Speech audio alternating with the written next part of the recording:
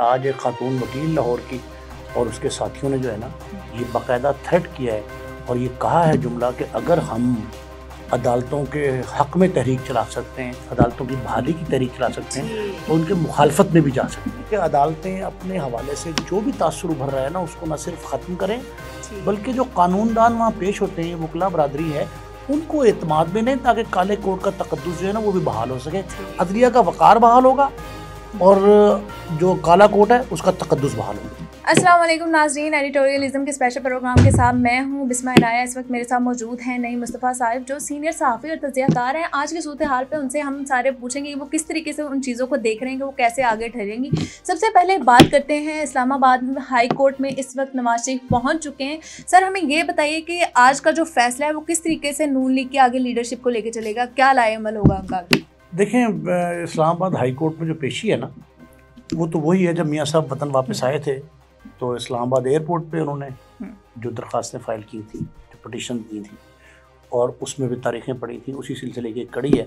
वो तो रूटीन की बात है, कोई ऐसी बात नहीं है। लेकिन अदालतों के हवाले से जो तासुर उभर रहा है ना वो बहुत अहम है और वो ये है कि आज एक खातून वकील लाहौर की और उसके साथियों ने जो है ना ये बाकायदा थ्रेट किया है और ये कहा है जुमला कि अगर हम अदालतों के हक़ में तहरीक चला सकते हैं, अदालतों की बहाली की तहरीक चला सकते हैं तो उनके मुखालफत में भी जा सकते हैं। ये बाकायदा एक इंतबाह है। वजह उसकी ये है कि जब PTI का दौर था या उनका दौर ख़त्म होने के फ़ौरी बाद 3, 4, 5, 6 माह थे, उस 6 माह में ये तासुर उभरा था कि इमरान खान साहब जो हैं वो लाडले हैं, लाडले का लफ्ज़ आया था कि वो लाडले हैं अदालतों के।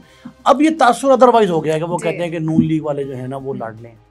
इस तासुर को ख़त्म करने के लिए ना अदलियों को कोई ना कोई ऐसा जैसा देखे ना, एक ये जैसा अच्छा आया था कि ये सिविलियन का जो ट्रायल है वो ख़त्म किया तो अदालत का इमेज जो है उसमें बेहतरी आई और वो मज़ीद जो है मुस्तहकम हुआ। अब ज़रूरत इस अमर की है कि अदालतें अपने हवाले से जो भी तासुर उभर रहा है ना उसको न सिर्फ ख़त्म करें बल्कि जो कानूनदान वहाँ पेश होते हैं, वकला बरादरी है, उनको एतमाद में लें ताकि काले कोर्ट का तकद्दुस जो है ना वो भी बहाल हो सके, अदलिया का वक़ार बहाल होगा और जो काला कोर्ट है उसका तकद्दुस बहाल होगा। जी बहुत शुक्रिया। इसी के साथ दूसरा सवाल ये है कि आज बड़ी खबर आई है कि PTI और सोशल मीडिया के हवाले से कि 80% तकरीबन अकाउंट्स जो हैं पहले वो प्रो PTI नहीं थे लेकिन उनको बाय किया गया या कुछ इस तरीके से खबरें आ रही हैं कि उनको पे किया जा रहा था, वो भी हुकूमती मतलब ख़जाना कह लिया जाए, कौमी ख़जाने से। ये इल्ज़ाम यही है कि कौमी ख़जाने से उसकी पेमेंट। सर इसको किस तरीके से देखते हैं कि कितनी सच्चाई है और किस तरीके से PTI के केस को और इम्पैक्ट? देखिए ये तो जब इसकी तहकीकात होंगी तो मंजर आम पे आएंगे, उसके रिजल्ट आएंगे तब पता लगेगा। लेकिन एक बात बड़ी ज़बरदस्त है कि जो शवाहिद मिले ना, इब्तदाई शवाहिद, उसके मुताबिक ये है कि PTI को इख्तियार, हर जमात को इख्तियार है कि सोशल मीडिया का सहारा ले या मेन स्ट्रीम मीडिया जो है उसको लेके आए। लेकिन उसमें जो अहम बात आई है वो बिस्मा ये है कि ये कहा जा रहा है कि उसकी पेमेंट्स जो है ना, इल्ज़ाम ये नहीं कि सोशल मीडिया का सहारा क्यों लिया गया, वो कहते हैं कि गैर मुल्की बाज़ कंपनियाँ भी और पाकिस्तानी कंपनियाँ भी उनकी खिदमात हासिल की गई just to promote the PTI activities और उसके बाद जो हुआ उसकी पेमेंट जो है, इल्ज़ाम ये है कि वो पाकिस्तान के सरकारी ख़जाने से, कौमी ख़जाने से की गई। इस एतराज़ के बाद जो है ना ये मामलात मज़ीद गंभीर हुए हैं और इसकी तहक़ीक़ात शुरू कर दी है और बड़े इदारे तहक़ीक़ात कर रहे हैं। इस पर यह भी मुतालबा आया है कि जॉइंट इन्वेस्टिगेशन टीम बना दी जाए। ये भी मेरी एक बात हुई है एक वकील साहब से, वो कहते हैं कि शायद जिस पे जॉइंट इन्वेस्टिगेशन टीम भी बन सकती है और PTI के ख़िलाफ़ जो पहले मुकदमात की भरमार है उसमें एक और इजाफा हो जाएगा। सर आपने यहाँ पर गैर मुल्की खिदमात की बात की है तो मुझे 2016 के जो अमेरिकन इलेक्शन है उसमें याद आया कि रशिया ने इन्वॉल्वमेंट की थी। कुछ ऐसी खबरें आ रही हैं कि किस मुल्क की तरफ से कोई इन्वॉल्वमेंट हुई है इसमें?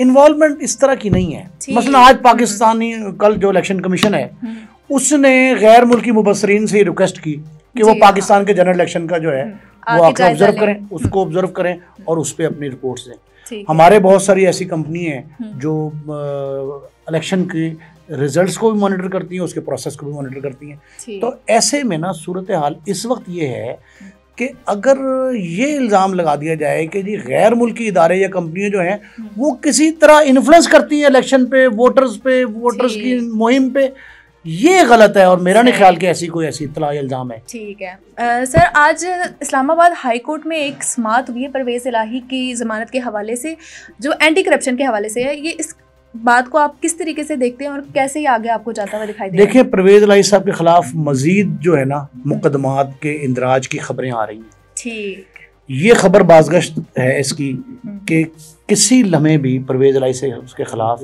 अपने दौरे इक़्तिदार में जो शुगर मिल्स को मराद दी गई थी एक्स्ट्रा ऑर्डनरी, उनके खिलाफ जो है वो केस एक और बन रहा है। और ये बात जो है अदालत में भी सुनी गई और इसकी बाज़गश्त जब सामने आई तो परवेज इलाही साहब ने अनाउंस भी शो किया अपना, और ये कहा, बरहमी शो की, और ये कहा कि जी मेरे साथ ज्यादती हो रही है और मुझे बरा। लेकिन मैंने कल आपसे एक कहा था प्रोग्राम में, एक बात मैंने कही थी कि ये आप ज़हन में रखें कि ये परवेज इलाही साहब के खिलाफ मुकदमात का मसला नहीं है, ये परवेज इलाही साहब को वन स्टेप प्रमोट करने का मसला है। अब वो इमरान खान साहब अगर खुदा ना खासा कल नाअहल होते हैं, पाबंदी लगती है तहरीक इंसाफ पे, तो उनका लीडर जो है, कप्तान जो है पीटीआई का, जो पीटीआई बच जाएगी बाकी या किसी नाम से भी आएगी, उसका कप्तान परवेज इलाही होगा या शाह महमूद कुरैशी होगा। बतौर सीनियर वाइस चेयरमैन वो कहते हैं कि मेरा हक है, परवेज इलाही से कहते हैं बतौर सदर जो है मेरा इस्तेहकाक है कि मुझे जो है वो पीटीआई का चेयरमैन नामजद किया जाए।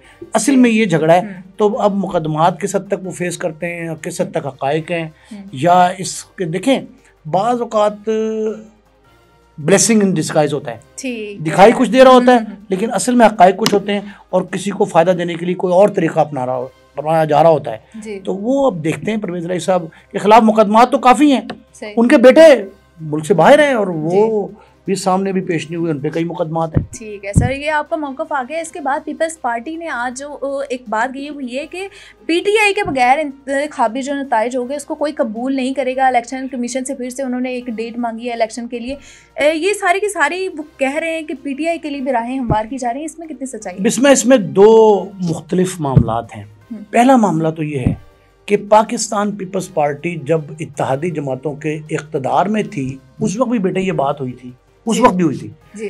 उस वक्त भी इन्होंने ये कहा था, बिलावल भुट्टो ज़रदारी बतौर वज़ीर ख़ारजा, उनके वालिद आसिफ ज़रदारी साहब, उन दोनों ने ये मौक़िफ़ इख्तियार किया था कि इलेक्शन बर वक्त होने चाहिए। ठीक, उन्होंने कहा जी हमने साथ दिया था इन जमातों का, इत्तेहादी जमातों का, और मुस्लिम लीग नून खासकर और मौलाना फजलुर रहमान साहब, उनका साथ हमने पीडीएम का दिया था इस बिना, क्योंकि पीडीएम का हिस्सा नहीं है वो, ये बात ज़हन में रहनी चाहिए पीपल्स पार्टी वाले। तो उन्होंने अलगगी इख्तियार कर ली थी। वो ये कहते हैं कि हमने साथ इसलिए दिया था इमरान खान को हटाने के लिए, उसके बाद के मामलात का हमारा पीडीएम से उस तरह का ताल्लुक नहीं है, हम इनके बाउंड भी नहीं है। उन्होंने उस वक्त कहा कि इलेक्शन बर वक्त होने चाहिए, अनाउंसमेंट की जाए, बिलावल भुट्टो ज़रदारी ने। उसके बाद फिर उनका दूसरा नारा, उनका बयानिया ही आया कि लेवल प्लेइंग फील्ड होनी चाहिए। जी, ये बड़ी बात हो रही है। दो ये भी हुई। तीसरा उन्होंने मौक़िफ़ अब इख्तियार किया है। अब उन्होंने कहा है कि पाकिस्तान तहरीक इंसाफ को माइनस करके इंतखाबात जो हैं वो बेनतीजा और बेमाने हो जाएंगे। ये पीपल्स पार्टी की जो ख़वातीन हैं, उन्होंने तर्जुमान जो हैं उन्होंने और 2-3 सीनियर रहनुमाओं ने एक न्यूज़ कॉन्फ्रेंस में ये कहा है। उस न्यूज़ कॉन्फ्रेंस में उनका मुतालबा ये है कि पीटीआई समेत तमाम जमातों को ये हक दिया जाए, लेकिन ये कहीं नहीं कहा कि इमरान खान की पीटीआई को हक दिया जाए। अब पीटीआई जो है वो इमरान खान की सरबराही में सामने आती है, परवेज इलाही की या शाह महमूद कुरैशी की, ये अलग बात है। अब ये एक बात तो ये एक पहलू इसका ये, दूसरा ये है कि मुझे लग ये रहा है, मेरा खदशा, मुझे शुबा है और ये मेरी पेशगोई भी है कि शायद पाकिस्तान पीपल्स पार्टी के किसी न किसी अंदाज से कोई पीटीआई से मरासिम जो है कराबत वो होती जा रही है। और मैंने ये कहा था 2 दिन पहले आपके प्रोग्राम में कि शायद नए जो इंतखाबी इत्तेहाद बनेंगे उसमें पीपल्स पार्टी और पीटीआई किसी भी शक्ल में, इस्तेहकाम पाकिस्तान पार्टी की शक्ल में, तहरीक इंसाफ पार्लियामेंटेरियन की शक्ल में, या इमरान खान साहब और इनकी बची खुची पार्टी जो है उसकी शक्ल में कोई ना कोई इत्तेहाद बन सकता है, ऐसा जो इंतखाबी इत्तेहाद ही होगा। लेकिन उसमें ये दोनों जमातें पीटीआई और वो करीब आने के लिए जो है ना वो पर तोल रही हैं। सर, ये बड़ा स्ट्रॉन्ग कंपटीशन इस तरीके से हमें होता हुआ दिखाई दे रहा है। नून लीग ने कहा है कि हम मुश्तरका गवर्नमेंट बना सकते हैं, उनको क्या पीटीआई का कोई खौफ या कुछ इस तरीके का नहीं दिखाई दे रहा उनके इस? देखिए, if Nawaz Sharif is there and Asif Zardari is there, अगर दोनों यहाँ मौजूद हैं किसी वक्त कुछ भी इंतखाबी इत्तेहाद की शक्ल में अदगाम की शक्ल में, मामला तय करना या इश्तराक की शक्ल में, कई पोजीशन होती हैं जी। उन किसी भी तरीके पे जरदारी और मियां नवाज शरीफ की मुलाकात, ये भी मेरी इत्तला है कि उनकी मुलाकात होने वाली जी। अगर उनकी मुलाकात होती है, और अच्छा इसमें ये तासुर गलत है कि बिलावल एक पेज पे नहीं है जरदारी के साथ, ये बिल्कुल गलत है। बिलावल बाप बेटा दोनों एक पेज पे, पहली बात। अगर नवाज शरीफ की मुलाकात हो जाएगी तो नया फैसला आएगा। वजह ये है कि जरदारी साहब को और बिलावल को ये इतराज़ है कि जो मुस्लिम लीग नून की दूसरे दर्जे की क़यादत है जी, नवाज शरीफ और शहबाज शरीफ माइनस कर दें, दूसरे दर्जे की क़यादत जो है ना वो पीपल्स पार्टी के खिलाफ इल्ज़ाम आयद करती है, भुट्टो के पॉलिसी को, बयानिए को जो है रिजेक्ट करती है। तो अब मेरा ख्याल है कि ये दोनों सूरतों में पीटीआई और पीपल्स पार्टी सामने इकट्ठी होती है तब, और जरदारी और मियां नवाज शरीफ की मुलाकात होती तब, ये सूरत हाल जो है ना ये नवंबर के सेकंड वीक तक क्लियर हो जाएगी। अच्छा, बहुत शुक्रिया सर, आपने हमें बड़ी अच्छे तरीके से बताया कि किस तरीके से मुख्तलिफ सूरत हाल हमें होती हुई फ्यूचर में दिखाई दे सकती हैं। आप भी कमेंट सेक्शन में हमें बताएं कि आपको क्या दिखाई देता है कि इलेक्शंस तक जाते जाते कौन सी पार्टी जो है वो इक़्तिदार में आएगी। आपकी अपनी ओपिनियन है, ज़ाहिर बात है, आप वहाँ पर बता सकते हैं हमें। इसी के साथ हमें दीजिए इजाज़त, आप सबसे मुलाकात होगी अगली प्रोग्राम में। तब तक के लिए अपना ख्याल रखिए। अल्लाह हाफ़िज़।